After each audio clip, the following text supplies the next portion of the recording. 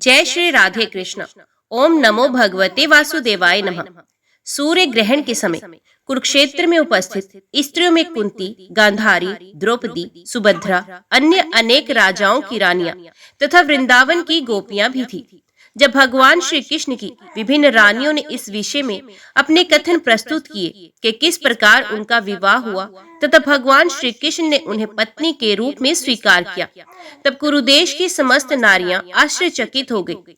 श्री कृष्ण की समस्त रानियों का उनके प्रति प्रेम व स्नेहपूर्ण आसक्ति देखकर वे स्त्रियां श्रद्धा से भर गई। जब उन्होंने श्री कृष्ण के प्रति रानियों के प्रेम तथा अनुराग की तीव्रता के विषय में सुना तो वे अपने नयनों को अश्रुपूरित होने से ना रोक सकी।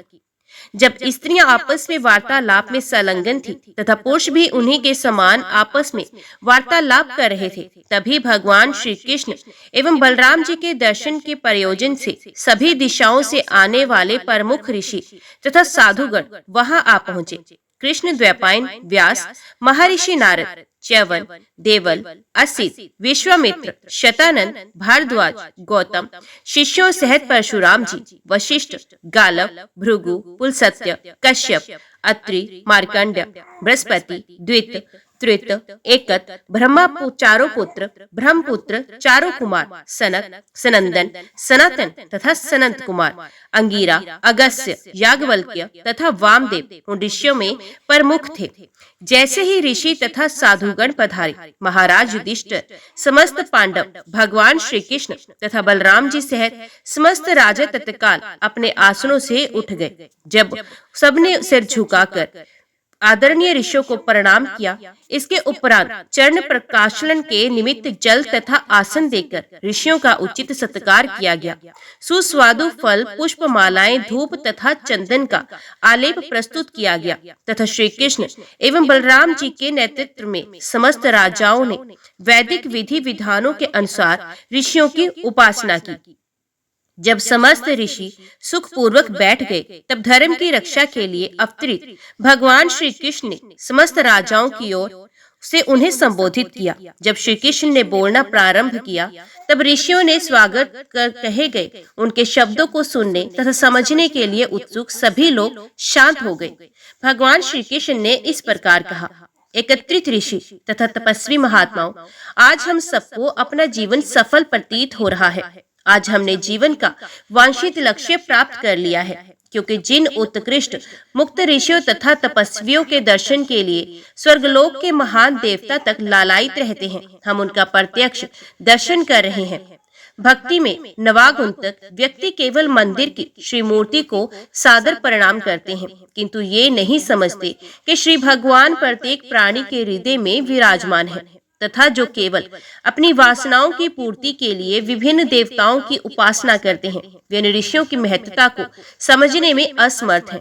वे अपने नयनों से उनके दर्शन करने, उनके चरणों का स्पर्श करने, उनके कल्याण के विषय में पूछताछ करने अथवा उनकी उपासना द्वारा इन ऋषियों का स्वागत करने का लाभ नहीं उठा सकते हैं। कनिष्ठ भक्त अथवा नाम मात्र के धार्मिक व्यक्ति महान महात्माओं के महत्व को नहीं समझ सकते हैं। वे केवल औपचारिकता वश मंदिर में जाते हैं तथा श्री मूर्ति को प्रणाम करते हैं।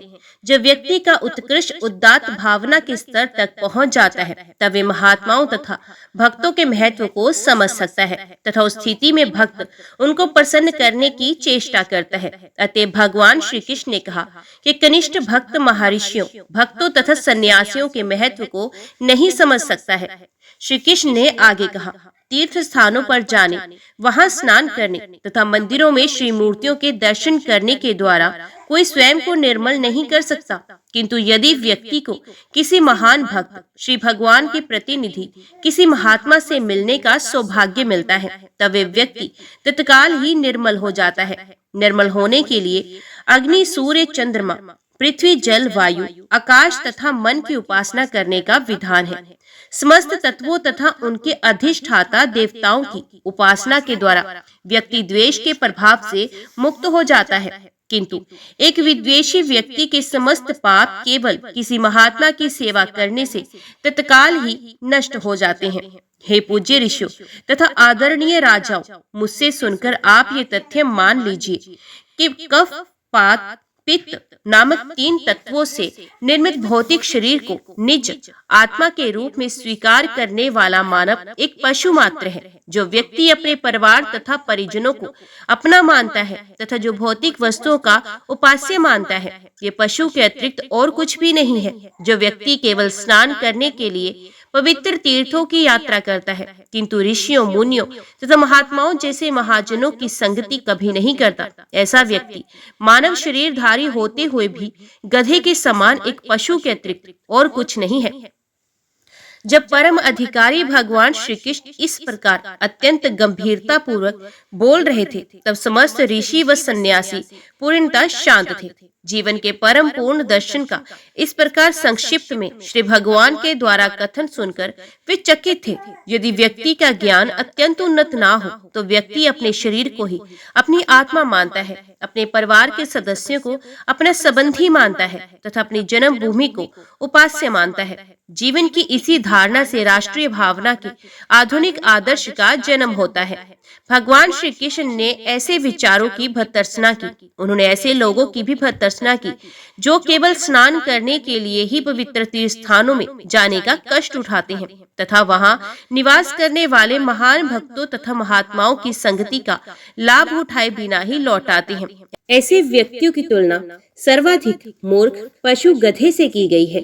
श्री भगवान के वचनों का श्रवण करने वाले समस्त लोगों ने कुछ काल तक विचार किया। उस सबसे ये निष्कर्ष निकाला गया कि भगवान श्री कृष्ण वस्तु श्री भगवान है, जो अपने विगित कर्मों के फल के परिणाम स्वरूप एक विशेष प्रकार का शरीर ग्रहण करने को बाध्य एक साधारण मानव जैसी भूमिका निभा रहे हैं। साधारण मानव की भूमिका करने की लीला वे केवल जन साधारण को ये शिक्षा देने के लिए ही कर रहे थे कि मानव जीवन के ध्येय की पूर्णता के लिए किस प्रकार का जीवन जीना चाहिए। श्री कृष्ण के श्री भगवान होने का निष्कर्ष निकालने के उपरांत ऋषियों ने उनको इस प्रकार संबोधित करना प्रारंभ किया। प्रिय भगवत, समझा जाता है कि यद्यपि मानव समाज के नेता के रूप में हम लोगों के पास जीवन का उचित दर्शन है, तथापि हम आपकी बहिरंगी शक्ति के प्रभाव से भ्रमित हो रहे हैं। हम आपका व्यवहार देखकर चकित हैं। आपका व्यवहार एक साधारण मानव के समान है और ये श्री भगवान के रूप में आपके वास्तविक स्वरूप को छुपाए रखता है। अतएव हम आपकी लीलाओं को अत्यंत अद्भुत मानते हैं। प्रिय भगवत, जिस प्रकार पृथ्वी विभिन्न प्रकार के पाषाणों, वृक्षों तथा अन्य अनेक प्रकार के नामों व रूपों की रचना करती है और फिर भी वैसे ही रहती है, उसी प्रकार अपनी शक्ति के द्वारा आप विभिन्न नाम रूपों की संपूर्ण सृष्टि की रचना, पालन व संहार कर रहे हैं।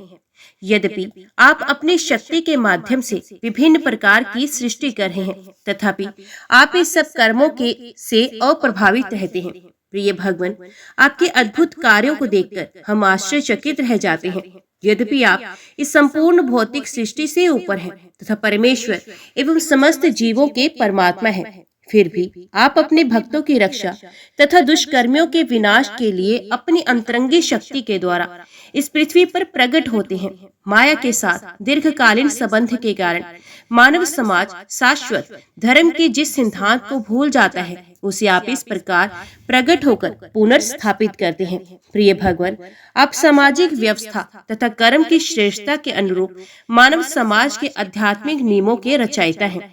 जब अनैतिक व्यक्ति इन व्यवस्थाओं का गलत दिशाओं में उपयोग करते हैं, तब आप प्रकट होकर उनकी भूल को सुधार देते हैं।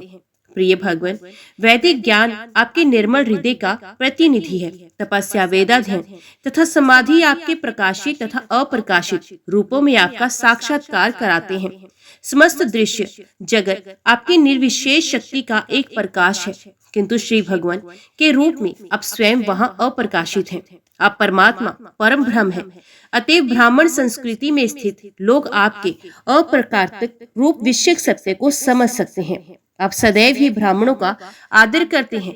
इस प्रकार आपको ब्राह्मण संस्कृति का अनुसरण करने वालों में मूर्धन्य माना जाता है। अतएव आपको ब्राह्मण देव कहा जाता है। प्रिय भगवान, आप सौभाग्य की पराकाष्ठा हैं तथा सज्जनों के अंतिम आश्रय हैं। अतएव हम सब ये मानते हैं कि आपसे मिलकर हमने अपने जीवन, शिक्षा, तप तथा दिव्य ज्ञान प्राप्ति की पूर्णता को प्राप्त कर लिया है।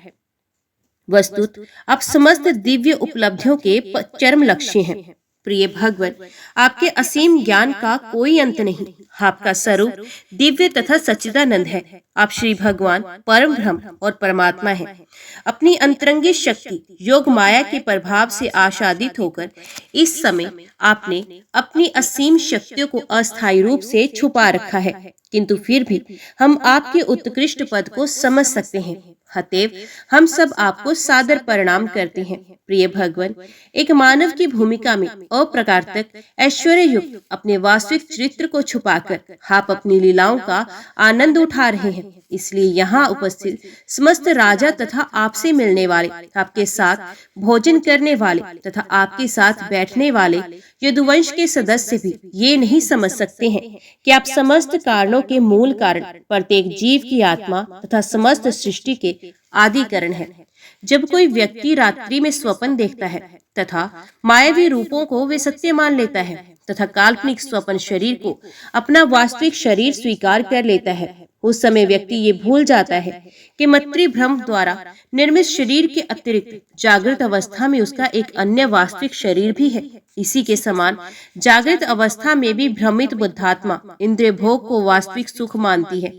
भौतिक शरीर की इंद्रियों के भोग के द्वारा आत्मा आच्छादित हो जाती है तथा उसकी चेतना भौतिकता से दूषित हो जाती है। भौतिक चेतना के कारण ही व्यक्ति भगवान श्री कृष्ण को समझने में असमर्थ रहता है।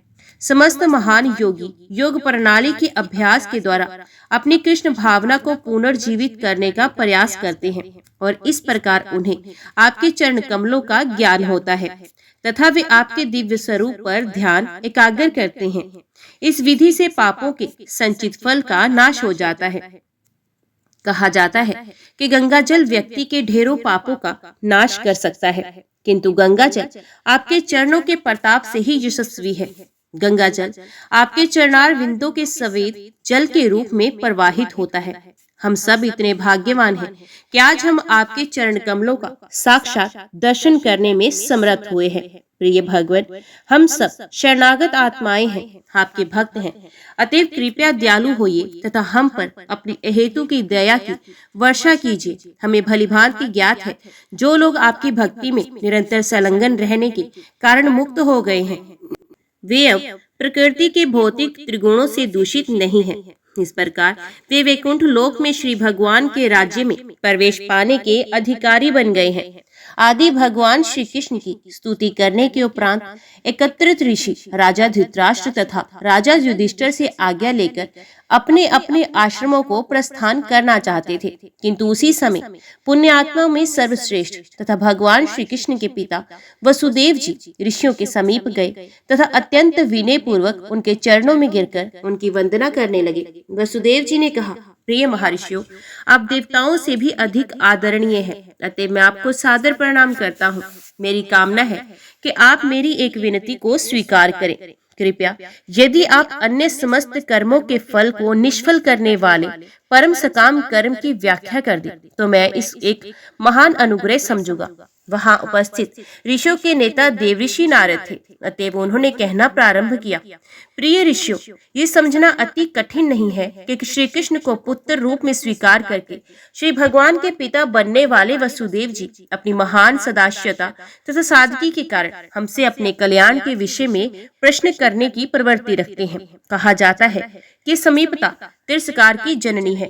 इस प्रकार श्री कृष्ण को पुत्र रूप में प्राप्त करके वसुदेव जी श्री कृष्ण को आदर तथा भय से नहीं देखते।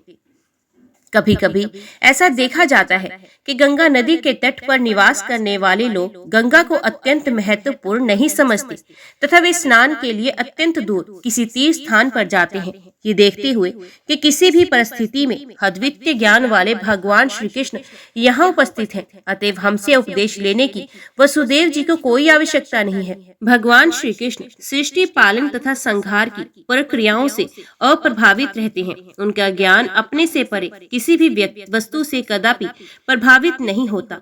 वे वस्तुओं को काल के गुणों से परिवर्तित करने वाली भौतिक गुणों की पारस्परिक क्रिया से कभी विचलित नहीं होते।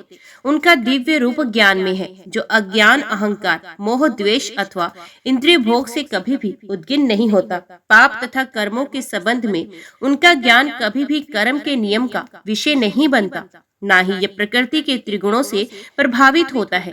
ना तो कोई उनसे बड़ा है, ना उनके बराबर है, क्योंकि वे परम अधिकारी श्री भगवान हैं। साधारण बद्ध मानव ये विचार कर सकते हैं कि अपनी भौतिक इंद्रियों, मन तथा बुद्धि द्वारा आच्छादित बद्ध आत्मा श्री कृष्ण के बराबर है, किंतु भगवान श्री कृष्ण सूर्य के समान है, जो कभी कभी मेघ, हिम, कोहरे अथवा अन्य ग्रहों से आच्छादित प्रतीत होते हैं, किंतु वास्तव में वे कभी भी किसी वस्तु से आच्छादित नहीं होता। जब अल्प बुद्धि मनुष्यों के नेत्र ऐसे प्रभावों से आच्छादित होते हैं, तब वे ये विचार करते हैं कि सूर्य अदृश्य है। उसी प्रकार इंद्रियों से प्रभावित तथा भौतिक भोगों के आदि लोगों को श्री भगवान के स्पष्ट दर्शन नहीं हो सकते। तदुपरांत उपस्थित ऋषियों ने भगवान श्री कृष्ण, बलराम जी तथा अन्य अनेक राजाओं की उपस्थिति में वसुदेव जी को संबोधित करना प्रारंभ किया।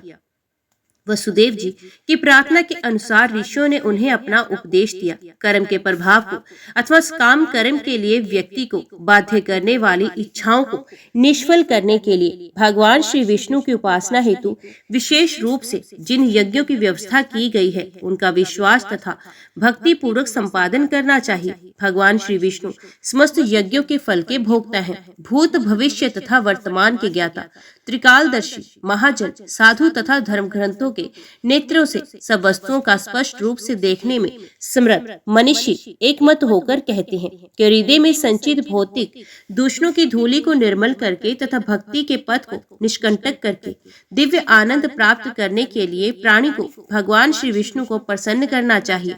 विभिन्न सामाजिक वर्गों, ब्राह्मण, क्षत्रिय तथा वैश्य में गृहस्थ के रूप में रहने वालों के लिए पुरुषोत्तम नाम से प्रसिद्ध आदि पुरुष भगवान श्री विष्णु की इस उपासना को एकमेव शुभ मार्ग कहा गया है। बद्धात्माओं की इस भौतिक जगत में भौतिक प्रकृति पर प्रभुत्व प्राप्त करने की इच्छा बहुत गहरी है। प्रत्येक व्यक्ति संपत्ति एकत्रित करना चाहता है। प्रत्येक व्यक्ति अधिकतम सीमा तक जीवन का सुख भोगना चाहता है। प्रत्येक व्यक्ति पत्नी, घर तथा संतान की कामना करता है। प्रत्येक व्यक्ति की इच्छा है कि वे इस जगत में सुखी हो तथा अगले जीवन में स्वर्ग प्राप्त करे, किंतु ये इच्छाएं ही व्यक्ति के भौतिक बंधन के कारण हैं। अतएव इस बंधन से छुटकारा प्राप्त करने के लिए व्यक्ति को भगवान श्री विष्णु की संतुष्टि के निमित्त ईमानदारी से अर्जित अपनी संपत्ति न्यौछावर करनी पड़ती है। सभी प्रकार की भौतिक इच्छाओं के निष्फल करने की एकमात्र प्रक्रिया भगवान विष्णु की ही भक्ति है। इस प्रकार गृहस्थ जीवन में रहते हुए भी एक आत्म संयमी व्यक्ति को तीनों प्रकार की भौतिक इच्छाओं का परित्याग करना चाहिए। ये तीन भौतिक इच्छाएं हैं: भौतिक ऐश्वर्य के संचय की इच्छा, पत्नी तथा संतान भोग की इच्छा एवं स्वर्गलोक गमन की इच्छा। अंततः वे गृहस्थ जीवन का परित्याग करके संन्यास जीवन को अपना सकता है, तब वे पूर्ण रूप से स्वयं को श्री भगवान की भक्ति में संलग्न कर देता है। यदि किसी व्यक्ति का जन्म उच्च वर्ण जैसे ब्राह्मण, क्षत्रिय तथा वैश्य वर्ण में भी हुआ, तो तब भी प्रत्येक व्यक्ति निश्चित रूप से देवताओं, ऋषियों, पूर्वजों तथा जीवों का ऋणी है। इन सब ऋणों से उऋण होने के लिए व्यक्ति को यज्ञ करने होते हैं, वैदिक साहित्य का अध्ययन करना होता है तथा गृहस्थ जीवन में संतान उत्पन्न करनी होती है।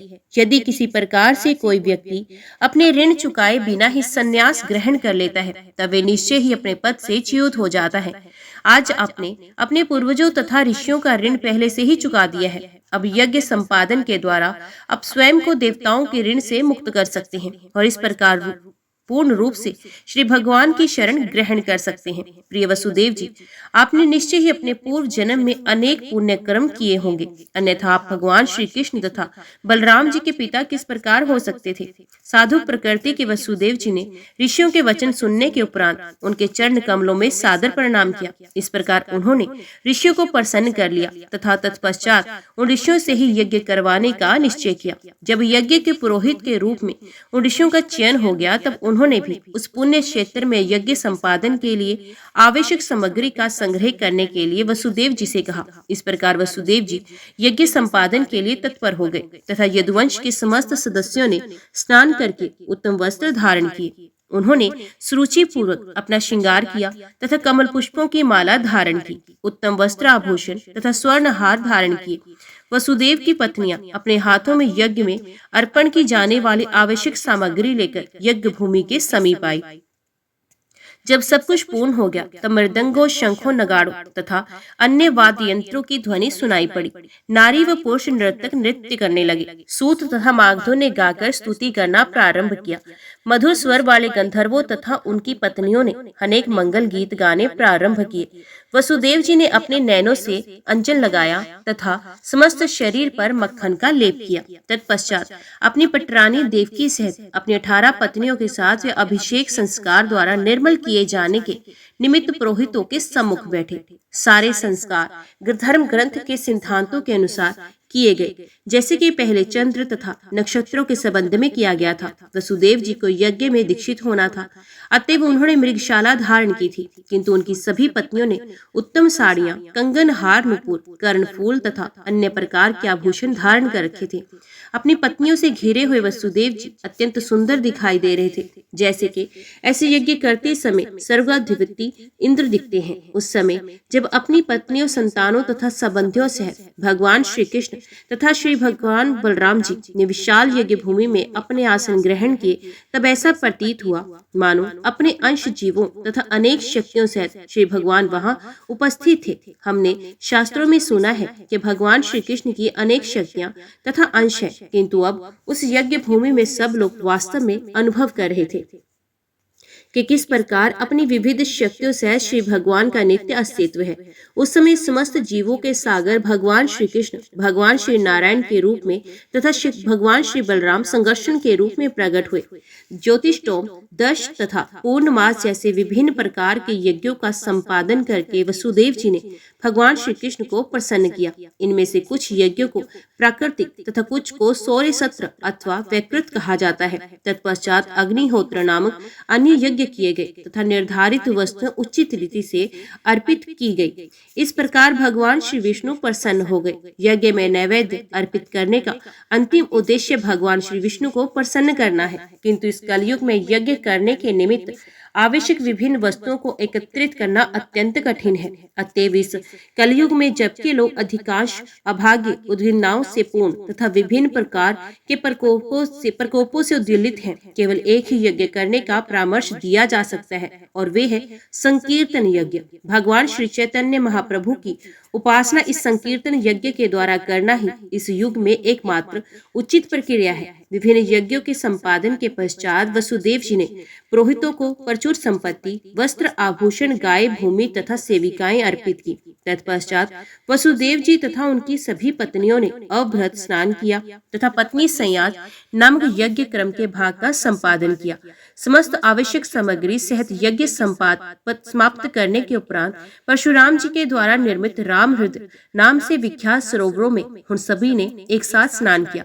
वसुदेव जी तथा उनकी पत्नियों के स्नान कर लेने के पश्चात उनके पहने हुए समस्त वस्त्र, आभूषण, नृत्य तथा गायन में संलग्न दीनहीन लोगों में बांट दिए गए। यहाँ हमें इस तथ्य का ध्यान रखना चाहिए कि यज्ञों के संपादन के समय मुक्त हस्त से धन या संपत्ति का दान आवश्यक होता है। प्रारंभ में पुरोहितों तथा ब्राह्मणों को दान दिया जाता है तथा यज्ञ के संपादन के उपरांत पहने हुए वस्त्र, आभूषण दीनहीनों को दान कर दिए जाते हैं।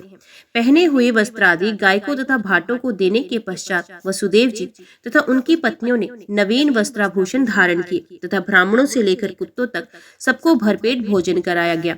इसके पश्चात समस्त राजाओं तथा विदर्भ, कौशल, कुरु, काशी, कैकेयी तथा संजय वंशों के सदस्यों सहित वसुदेव जी के मित्र, परिजन, पत्नियां तथा संतानें सब एक स्थान पर एकत्रित हो गए। पुरोहितों, देवताओं, जन सामान्य, पूर्वजों, प्रेतों तथा चारणों सभी को बहुत से उपहार तथा आदर देकर उन्हें पर्याप्त पारितोषिक दिया गया। तत्पश्चात वहां उपस्थित सभी सज्जनों ने लक्ष्मी के पति श्री कृष्ण से अनुमति ली और वसुदेव जी के द्वारा किए गए यज्ञ की पूर्णता का यशगान करते हुए उन्होंने अपने अपने घरों को प्रस्थान किया। उस समय जब राजा धृतराष्ट्र, विदुर, युधिष्ठिर, भीम, अर्जुन, भीष्मदेव, द्रोणाचार्य, कुंती, नकुल, सहदेव, नारद, भगवान व्यासदेव तथा अन्य अनेक संबंधी तथा परिजन विदा होने वाले थे, तब उन सबको आगामी विरह का अनुभव हुआ। अतएव उन्होंने यदुवंश के प्रत्येक सदस्य का अत्यंत भावनापूर्वक आलिंगन किया। यज्ञ भूमि में एकत्रित अन्य लोगों ने भी प्रस्थान किया। इसके पश्चात राजा उग्रसेन सहित भगवान श्री कृष्ण तथा भगवान श्री बलराम ने अनेक प्रकार के उपहार अर्पित करके वृंदावन के निवासियों को संतुष्ट किया। वृंदावन के निवासियों में प्रमुख नंद महाराज तथा ग्वाल बाल थे। उनके सत्कार तथा प्रसन्नता के लिए उन्हें बहुत मात्रा से अनेक प्रकार के उपहार अर्पित किए गए। अपने अति सखा भाव के कारण वृंदावन वासियों ने वहां यदुवंशियों के साथ दीर्घकाल तक निवास किया। इस यज्ञ को करने के पश्चात वसुदेव जी इतना संतोष हुआ कि उनके हर्ष की सीमा न रही। उनके परिवार के समस्त सदस्य वहां थे और उनकी उपस्थिति में उन्होंने नंद महाराज के हाथ पकड़कर उन्हें इस प्रकार संबोधित किया।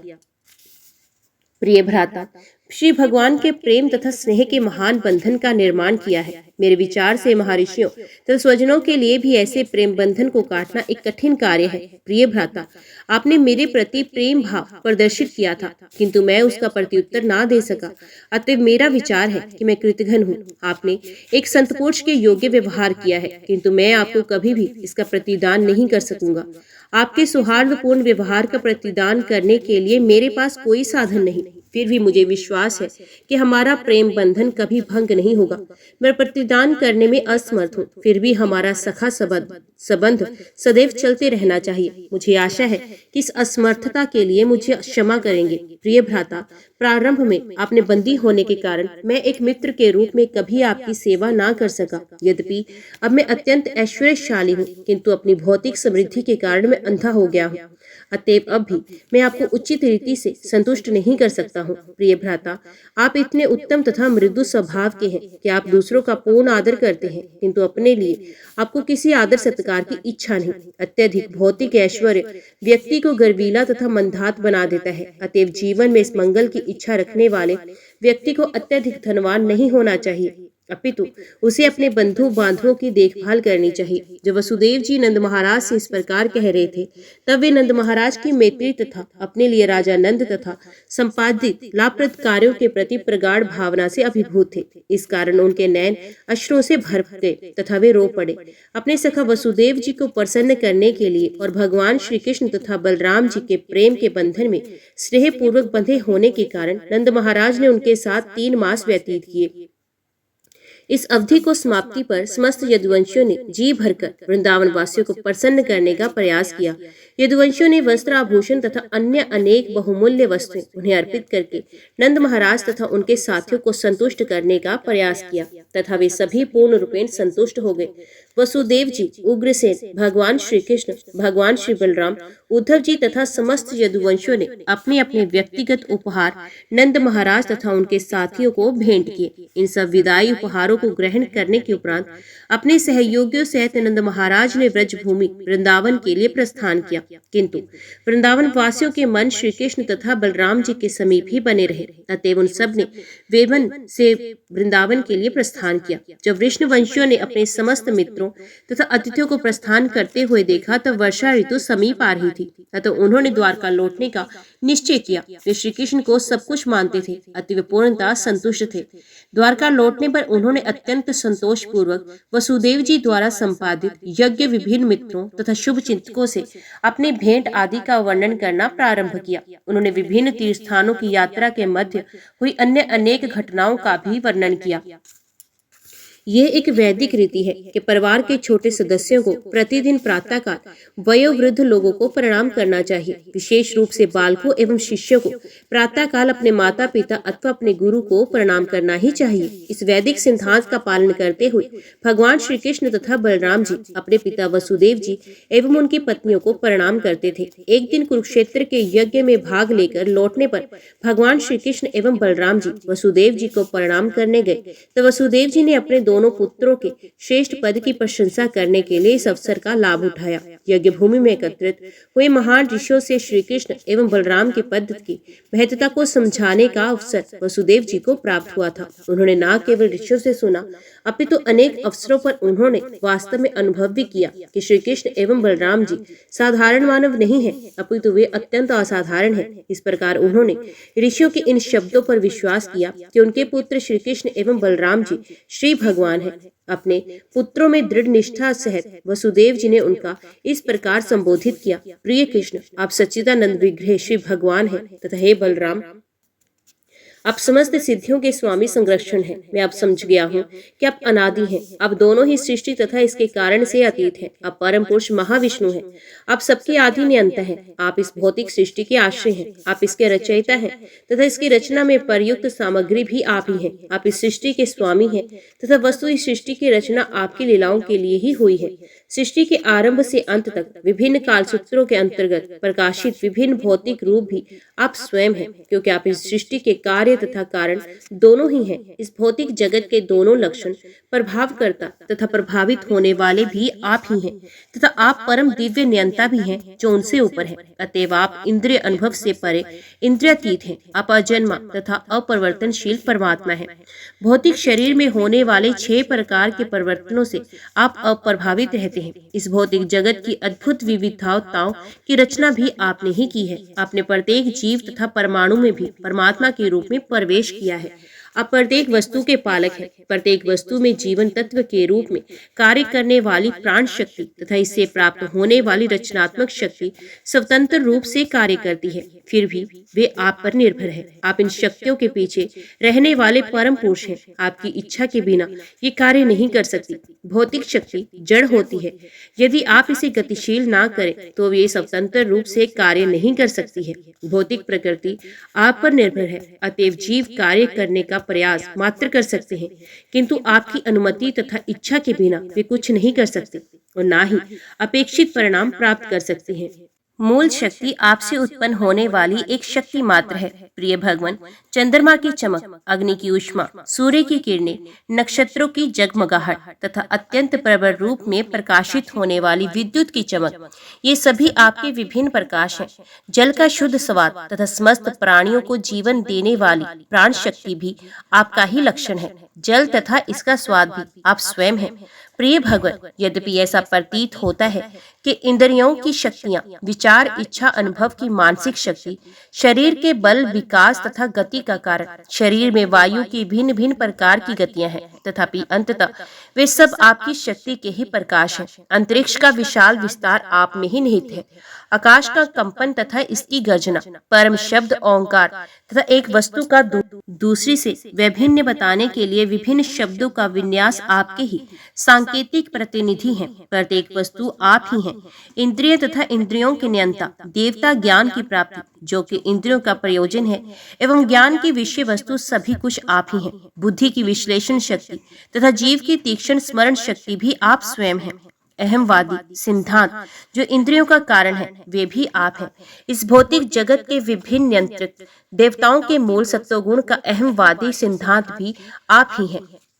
बद्धात्माओं में एक शरीर से दूसरे शरीर में सतत देहांतरण का कारण माया भी आप ही हैं। प्रिय भगवान, आप समस्त कारणों के मूल कारण हैं। ये ही उसी तरह है जैसे कि विभिन्न प्रकार के वृक्षों, पौधों तथा अन्य उसी प्रकार के आविर्भावों का मूल कारण भूमि है। जिस भांति भूमि सब में है, उसी भांति परमात्मा के रूप में आप इस भौतिक सृष्टि में सर्वत्र उपस्थित हैं। आप सनातन सिद्धांत हैं। आप समस्त कारणों के भी परम कारण हैं। वस्तुत प्रत्येक वस्तु आपकी एक शक्ति का प्रकाश है। सत्व, रजस तथा तमस नामक भौतिक प्रकृति के तीनों गुण तथा उनकी परस्पर क्रिया का परिणाम आपकी प्रतिनिधि योग माया के द्वारा आपसे संयुक्त है। उन्हें स्वतंत्र माना जाता है, किंतु वास्तव में संपूर्ण भौतिक शक्ति आप परमात्मा पर आश्रित है। आप प्रत्येक वस्तु के परम कारण है।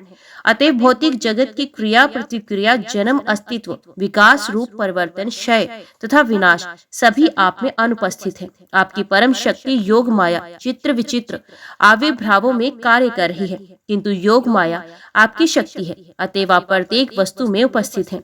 श्रीमद् भागवत गीता के 9वें अध्याय में इस तथ्य की अत्यंत उत्तम व्याख्या की गई है, जहाँ पर श्री भगवान कहते हैं, अपने निराकार रूप में मैं संपूर्ण भौतिक शक्ति पर शाया हुआ हूँ। प्रत्येक मुझ में आश्रित है, किंतु मैं वहाँ नहीं हूँ। यही कथन वसुदेव जी का भी है। श्री भगवान सर्वत्र उपस्थित नहीं है। कहने का तात्पर्य ये है कि यद्यपि उनकी शक्ति सर्वत्र कार्य कर रही है, तथापि वे प्रत्येक वस्तु से पृथक हैं। इसे एक स्थूल उदाहरण से समझा जा सकता है। एक बड़े संस्थान में सर्वोच्च अधिकारी की शक्ति अथवा उसका प्रबंध व्यापार के कोने कोने में कार्य कर रहा है, किंतु इसका अर्थ ये नहीं है कि मूल स्वामी वहां उपस्थित है। यद्यपि प्रत्येक विभाग तथा वातावरण में कार्यकर्ताओं के स्वामी की उपस्थिति का अनुभव होता है, प्रत्येक विभाग में स्वामी के सशरीर उपस्थिति का एक औपचारिकता मात्र है। वास्तव में सर्वत्र उसकी शक्ति कार्य करती है। उसी भांति श्री भगवान की सर्वव्यापकता का अनुभव उनकी शक्तियों की क्रियाओं में होता है। अतः परमेश्वर में एक साथ अचिंतनीय एकात्मकता तथा विभिन्नता की पुष्टि सर्वत्र होती है। श्री भगवान एक हैं, किंतु उनकी शक्तियां अनेक हैं। वसुदेव जी ने कहा, ये भौतिक जगत एक बहती हुई महान नदी के समान है तथा सत्य, रज तथा तम नामक प्रकृति के 3 भौतिक गुण इसकी लहरों के समान है। ये भौतिक शरीर, इंद्रियां, विचार, अनुभव, इच्छा की शक्तियां, दुख, सुख, मोह, वासना की स्थितियां आदि सभी प्रकृति के इन तीनों गुणों की विभिन्न प्रकार की उपज है। जो मूढ़ व्यक्ति इस समस्त भौतिक प्रक्रियाओं से परे आपके दिव्य स्वरूप को नहीं पहचान सकता, वे सकाम कर्म के बंधन में पड़ा रहता है तथा वे मुक्ति का अवसर प्राप्त हुए बिना जन्म मरण की निरंतर प्रक्रिया का भागी होता है। श्रीमद् भागवत गीता के 4थे अध्याय में श्री भगवान ने इस तथ्य की पुष्टि एक अन्य प्रकार से की है। वहाँ कहा गया है कि जो कोई परम भगवान श्री कृष्ण के स्वरूप एवं उनकी गतिविधियों को जान लेता है, वे भौतिक प्रकृति के बंधन से मुक्त हो जाता है तथा श्री भगवान के धाम को लौट जाता है। अतएव श्री भगवान श्री कृष्ण का दिव्य नाम, रूप, कार्य तथा गुण भौतिक प्रकृति की उपज नहीं है।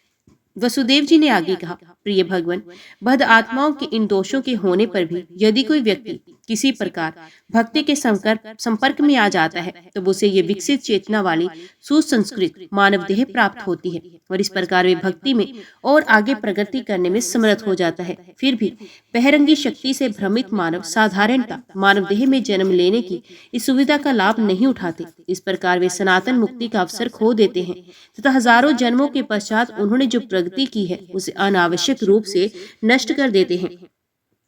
जीवन की देहात्म बुद्धि धारणा में अपने मिथ्या अहंकार के कारण मानव अपने देह से उत्पन्न संतान के प्रति मोह रखता है। इस बद्ध जीवन में प्रत्येक प्राणी भौतिक दास्ता के झूठे प्रभाव के अंतर्गत कार्य कर रहा है। मैं जानता हूँ कि आप दोनों में से कोई भी मेरे पुत्र नहीं। आप आदि स्वामी तथा पौर पुरुष हैं। आप प्रधान तथा पुरुष के नाम से विख्यात श्री भगवान हैं, किंतु अनावश्यक रूप से अपनी सैन्य शक्ति की वृद्धि करने वाले क्षत्रिय राजाओं को मारकर इस जगत का भार कम करने के लिए आप इस भूतल पर प्रकट हुए हैं। विगत में अपने पहले ही मुझे इस विषय में सूचित किया गया है। प्रिय भगवान, आप शरणागत आत्माओं के आश्रय हैं, दीनहीनों के आप परम शुभ चिंतन हैं। केवल आपके चरण कमल ही मानव को भौतिक जीवन के बंधन से मुक्ति प्रदान कर सकते हैं। अतएव मैं आपके चरण कमलों की शरण ग्रहण करता हूँ। दीर्घ काल तक मैंने इस शरीर को ही अपना समझा और यद्यपि आप श्री भगवान हैं, तथापि मैं आपको अपना पुत्र मानता था। प्रिय भगवान, जिस क्षण आप कंस के कारागृह में सर्वप्रथम प्रकट हुए थे, तभी मुझे सूचित किया गया था कि आप श्री भगवान हैं तथा आप धर्म के सिद्धांतों की रक्षा तथा अधर्मियों का विनाश करने के लिए अवतरित हुए हैं। यद्यपि आप अजन्मे हैं, तथापि अपने ध्येय का संपादन करने के लिए आप प्रत्येक युग में अवतीर्ण हुए हैं। जिस प्रकार आकाश में अनेक आकार प्रकार प्रकट तथा तिरोहित होते रहते हैं, उसी भांति आप भी अनेक सनातन रूपों में प्रकट तथा अप्रकट होते हैं। अतएव आपकी लीलाएं तथा आपके आविर्भाव तथा तिरोभाव के रहस्य को कौन समझ सकता है। अतएव आपकी परमकाष्ठा का यशगान करना ही हमारा एकमात्र कार्य होना चाहिए। जब वसुदेव जी अपने दिव्य पुत्र को इस प्रकार संबोधित कर रहे थे, तब भगवान श्री कृष्ण एवं बलराम जी मुस्कुरा रहे थे, क्योंकि वे अपने भक्तों के प्रति अत्यंत वत्सल हैं। अतः उन्होंने वसुदेव जी समस्त प्रशंसा को कृपापूर्ण मुस्कान युक्त मुद्रा से स्वीकार किया।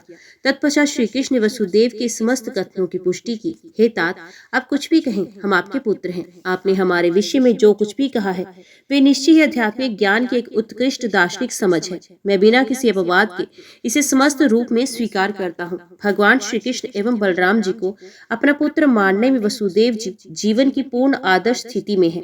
किंतु कुरुक्षेत्र के तीर्थस्थल पर एकत्रित ऋषियों के ने श्री भगवान को प्रत्येक वस्तु का परम कारण कहा था। अतएव श्री कृष्ण एवं बलराम जी के प्रति अपने प्रेम के कारण वसुदेव जी ने इसको दोहरा दिया था। वसुदेव जी अपने पिता पुत्र के संबंध में कोई न्यूनता लाने की भगवान श्री कृष्ण की इच्छा नहीं थी। अतएव उत्तर के प्रारंभ में ही उन्होंने ये तथ्य स्वीकार किया कि वसुदेव जी के सनातन पुत्र हैं तथा वसुदेव जी श्री कृष्ण के सनातन पिता हैं। इसके उपरांत उन्होंने आगे कहा, प्रियतात, मेरे तथा मेरे भाई बलराम जी सहित प्रत्येक प्राणी, साथ ही साथ द्वारका नगर के समस्त निवासी तथा समस्त सृष्टि ठीक उसी प्रकार की है जैसा आपने स्पष्ट किया है, किंतु हम सब गुणात्मक रूप में भी एक हैं। भगवान श्री कृष्ण की इच्छा थी कि वसुदेव जी प्रत्येक वस्तु को प्रथम श्रेणी के भक्त महाभागवत की दृष्टि से देखें। एक प्रथम श्रेणी का भक्त समस्त जीवों को परम भगवान के विभिन्न अंशों के रूप में देखता है तथा वे परम भगवान को प्रत्येक प्राणी के हृदय में स्थित देखता है। वास्तव में प्रत्येक जीव का आध्यात्मिक स्वरूप होता है, किंतु भौतिक जगत के संपर्क में वे प्रकृति के भौतिक गुणों से प्रभावित हो जाता है। वे देहात्म बुद्धि से आच्छादित हो जाता है और उसे ये विस्मृत हो जाता है कि उसकी आत्मा भी उसे कोटि गुण की है, जिस कोटि के श्री भगवान है। हम भूल से केवल उसके भौतिक दैहिक आवरण के कारण एक व्यक्ति को दूसरे से भिन्न मानते हैं। शरीरों में विभिन्न के कारण आत्मा हमारे सम्मुख भिन्न भिन्न रूपों में प्रकट होती है। तत्पश्चात भगवान श्री कृष्ण ने पंचभूतों के संबंध में एक उत्तम दृष्टांत किया। गगन, समीर, अग्नि, भूमि तथा जल नामक समस्त तत्व इस भौतिक जगत की प्रत्येक वस्तु में उपस्थित हैं, चाहे वे मिट्टी का पात्र हो, पर्वत, वृक्ष अथवा एक कुंडल भी क्यों ना हो। यही पांच तत्व प्रत्येक वस्तु में विभिन्न अनुपातों एवं मात्राओं में उपस्थित हैं। एक पर्वत इन पंचभूतों के संयोग का एक विशाल रूप है तथा एक छोटा मिट्टी का पात्र भी इन्हीं तत्वों की उपज है, किंतु छोटी मात्रा में। अतएव समस्त भौतिक पदार्थ यद्यपि विभिन्न आकारों अथवा मात्रा में होते हैं, तथापि उनका निर्माण करने वाली सामग्री एक सी होती है। उसी भांति भगवान श्री कृष्ण से प्रारंभ करके विष्णु तत्व तथा करोड़ों विष्णु रूपों एवं ब्रह्मा जी से प्रारंभ करके शुद्र चींटी तक जीवों के विभिन्न रूप, सभी की आत्मा एक ही कोटि की है। मात्रा में कुछ महान है तो कुछ शूद्र, किंतु गुणवत्ता में एक ही स्वभाव के हैं। अतएव उपनिषदों में इस तथ्य की पुष्टि की गई है कि श्री कृष्ण अथवा परमेश्वर समस्त जीवों में प्रमुख हैं। वे उन सब जीवों का पालन करते हैं तथा उनके लिए जीवन की समस्त आवश्यकताओं की पूर्ति करते हैं। जो कोई ये दर्शन समझ जाता है उसे पूर्ण ज्ञान प्राप्त हो जाता है।